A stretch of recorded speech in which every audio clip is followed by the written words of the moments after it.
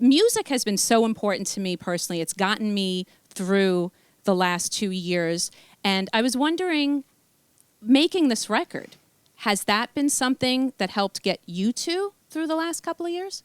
I think so. I mean, it gave us a huge project, a huge mission. I mean, we've been working on the album for many, many years, but it still wasn't gelling, wasn't coming together.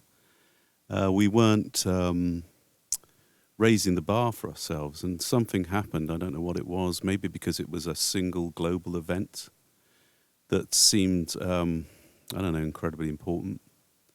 And the time, of course, the time spent away from the road made it very easy to work on the record as well. We had a lot of calm times, a lot of peaceful times where we couldn't travel.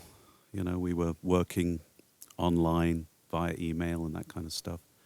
So yeah, very a sad and tragic time, but for many artists, it's been fruitful, to say the least.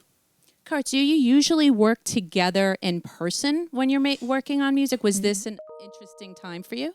Well, when we're making the actual album, of course, yeah. But this was actually the first time at the beginning of 2020 when we sat down together. It's the first time in a long time, probably since The Hurting, when we sat down with 2 acoustic guitars and actually wrote together. Because normally, it was written outside and then brought into the studio. This was the first time in a long time we'd sat down together and wrote. And No Small Thing, which is the opening track from the album, came from that session. And that led us on the path to, we kind of knew after that song where this album needed to go. The unfortunate thing was COVID, the first lockdown happened, so Roland was actually back in England at that point in time, so he couldn't come back to America for a while. And then it wasn't until September he finally got back.